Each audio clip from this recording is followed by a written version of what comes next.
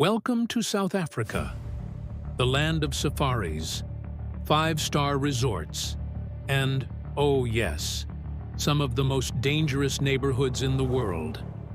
Behind the glossy brochures, there are places where even the police think twice before driving in. Places where flashing blue lights don't scare criminals. They attract them. Here, gangs don't just run the streets, they own them. And the thin blue line? Well, let's just say it doesn't always stretch this far. These are the no-go zones of South Africa, and we're taking you right into the heart of them.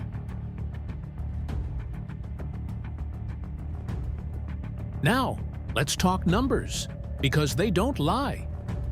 According to the South African Police Service, more than 27,000 murders were recorded in 2022/23. That's not a typo. 27,000 a year. To put it in perspective, that's like wiping out an entire small town every year. And in some neighborhoods, police aren't greeted with warm smiles and cups of rooibos tea. They're greeted with bricks, bullets, or, if they're really unlucky, an ambush. These aren't just rough areas. These are strongholds, mini kingdoms of crime, where law enforcement doesn't exactly enforce much. In fact, sometimes the bravest thing a cop can do is stay away. Welcome to Nyanga, the place no travel agency will ever put on its top 10 must-see spots in Cape Town. Forget Table Mountain. This township is better known as South Africa's murder capital. In 2022, Nyanga recorded over 300 murders. Yes, 300. That's nearly one killing every single day. Birthdays, weddings, or funerals. Sadly, funerals are the most common gathering here. Police patrols? They don't exactly roll in with confidence. Officers entering Nyanga often get greeted with stones, shouts, or gunfire. The criminals run the block, and the police, well, let's just say they're visitors in someone else's kingdom. For decades, Nyanga has sat at the top of South Africa's violent crime charts. And the saddest part? The residents who call this place home, mothers, fathers, children, live every day with the kind of fear most of us only see in movies. Next stop, Delft, one of the Cape Flat's most notorious townships. If you think the name sounds peaceful, like some charming little European town, think again. In 2022, Delft recorded over 200 murders, most of them tied to drug turf wars and gang rivalries. Here, violence isn't a shocking event. It's part of the daily routine. Like morning coffee, but with more bullets. Police? They don't just pop in for a friendly patrol. When SAPS does enter Delft, they usually arrive in armored vehicles, because walking in with just a badge and good intentions, well, that's a one-way ticket to the morgue. The truth is, Delft has become a battlefield where gangs carve up territory, and innocent residents are left trapped in the crossfire. For many families here, the sound of gunfire at night is as ordinary as dogs barking in the suburbs. Now, let's head to Westbury, just west of Johannesburg's shiny city center. On one side, you've got Sandton, the so-called richest square mile in Africa. And a few kilometers away, Westbury, where life feels more like a war zone than a suburb. This community is infamous for gang rivalries and drive-by shootings. In fact, according to SAPS stats, Gauteng recorded over 7,600 murders in 2022/23, and Westbury is one of the hotspots feeding those numbers. Police operations here? They're not seen as law enforcement. They're seen as invasions. And the gangs? They don't just fight each other. They fight anyone who dares step into their territory, uniforms included. In 2023, residents marched through the streets demanding more protection, chanting, "Stop the killings." Imagine that. protesting for the right to live without bullets flying over your head. Seems like a pretty basic human right, doesn't it? But here in Westbury, even that's too much to ask. For officers, entering Westbury is less about serving justice and more about making sure they don't end up as another crime stat. Next, we head to Inanda, just outside Durban. Ah, yes, the land of rolling hills, scenic vistas, and apparently the top 3 murder hotspots in South Africa. Seems like the scenery isn't the only thing that's deadly here. Gender-based violence, mob justice, and political killings are all part of the local menu. In 2022, Inanda recorded over 180 murders, not counting countless assaults and robberies. So yes, for police officers, even a routine call can feel like walking blindfolded through a minefield.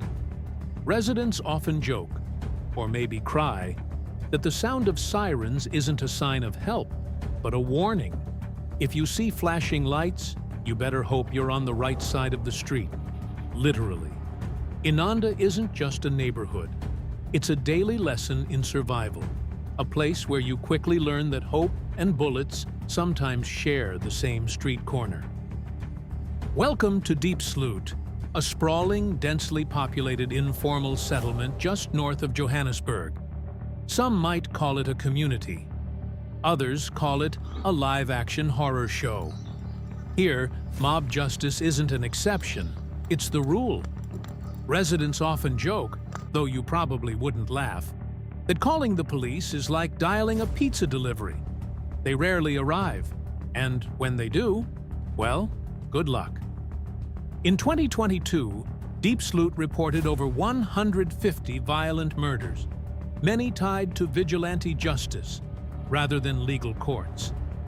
Tires burn in the streets, groups patrol with sticks and pipes, and what little order exists is dictated not by the law, but by whoever controls the block today. For outsiders, or even for police, Diepsloot is a warning. Enter at your own risk.